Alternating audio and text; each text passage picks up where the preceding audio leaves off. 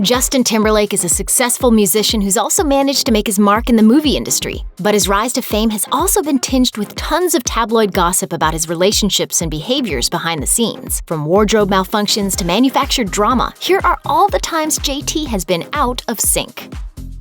Bad breakup. Justin Timberlake dated Britney Spears when they were both still at the top of their teen pop stardom, but their breakup was ugly in more ways than one. After the split, Timberlake did an interview on 2020 in which he revealed that he had, in fact, been intimate with Spears, even though the singer had told the press she planned on remaining a virgin till marriage. For her part, Spears was not happy with Timberlake kissing and telling, and said, "It was 2 years into my relationship with Justin, and I thought he was the one, but I was wrong. I didn't think he was going to go on Barbara Walters and sell me out." Despite her embarrassed reaction, however, Timberlake continued to bring up his bedroom history with Spears and even included a reference to it in his Saturday Night Live sketch half a decade later. I'd like to think that at first he'll date a popular female singer. Publicly, they'll claim to be virgins, but privately, he hid it. And Timberlake wasn't done punishing Spears with just words. He went on to drop the passive-aggressive pop track Cry Me a River about a cheater getting her comeuppance. He even cast a Britney Spears lookalike and had his new Paramore rock a halter top and low-cut pants just to make sure no one missed the memo on who that song was about. Blame game. Although Justin Timberlake had a direct hand in the wardrobe malfunction heard around the world, he shouldered very little blame for the accidental exposure incident. In 2004, while performing the Super Bowl halftime show with Janet Jackson, the routine concluded in him pulling at a piece of her costume to match his lyrical promise to have her, quote, naked by the end of this song. It's hard to tell what the intent was with him tugging at her top that way, but the move left Jackson's jewelry-adorned nipple open for millions of viewers to gawk at, and the fallout was massive. Hundreds of thousands of complaints were filed with the FCC, and CBS had to fight a major fine as a result. And despite multiple apologies, Jackson's music videos were banned from several channels, and she was barred from appearing at the Grammys that year. To this day, one could argue that her career never really recovered. Timberlake, meanwhile, received little to no backlash at all. Not only did he attend that season's Grammys and win, he boasted after the incident, "Hey man, we love giving you all something to talk about." He even made light of the situation at the 2008 ESPY Awards. And although the FCC chairman has since apologized to Jackson for the hubbub, Timberlake would later say, "I'm not touching that thing with a 10-foot pole." What a gentleman. Twitter trouble.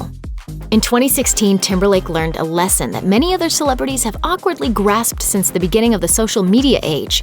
Think before you tweet. Timberlake tweeted that he had been inspired by the speech that actor Jesse Williams gave while accepting the Humanitarian Award at the BET Awards that July. But he was met with immediate disdain, chiefly by journalist Ernest Owens, who wrote, "So does this mean you're going to stop appropriating our music and culture?" and apologize to Janet too. Timberlake responded by writing, "Oh, you sweet soul. The more you realize that we are the same, the more we can have a conversation. Bye." That, of course, only made things worse. So bad, in fact, that JT issued an apology mere hours later, saying, "I feel misunderstood. I responded to a specific tweet that wasn't meant to be a general response. I shouldn't have responded anyway. I was truly inspired by Jesse Williams' speech because I really do feel that we are all one, a human race. I apologize to anyone that felt I was out of turn. I have nothing but love for you and all of us." But for some, it was too little, too Timberlake. Title troubles. 2016 wasn't exactly a great year overall for Timberlake. The singer was accused in 3 separate lawsuits of ripping off songs. The first incident came in January when 2 members of the 70s group Sly, Slick, and Wicked sued Timberlake's record label, alleging that the Timberlake Jay-Z hit Suit and Tie sampled its songs Show 'Nuff and entitled the band to royalties. The following month, Timberlake and will.i.am were sued by PK Music Performance, which alleged that the 2016 song Damn Girl was not the product of independent creation and actually copied portions of the 1969 song A New Day Is Here at Last. Then in April, Timberlake was sued by, believe it or not, Cirque du Soleil over the song Don't Hold the Wall, which the theater company claimed copied its song Steel Dream. Boy band backup. Timberlake owes much of his career to the success of boy band NSYNC, which dominated the pop music world in the late 90s and early 2000s. But in recent years, Timberlake has done a lot to distance himself from his original group. For one thing, he didn't invite the other 4 guys to his wedding to Jessica Biel. Then, despite inviting the guys to perform during his Video Vanguard celebration at the 2013 MTV Music Video Awards, they wound up barely appearing on stage, which allegedly upset them. Then, in February 2017, Timberlake spoke to The Hollywood Reporter about why he he left the boy band and claimed, "We were on a stadium tour and I just felt like the whole thing was too big." It started as a fun snowball fight that was becoming an avalanche. And also, I was growing out of it. I felt like I cared more about the music than some of the other people in the group. I felt like I had other music I wanted to make and that I needed to follow my heart.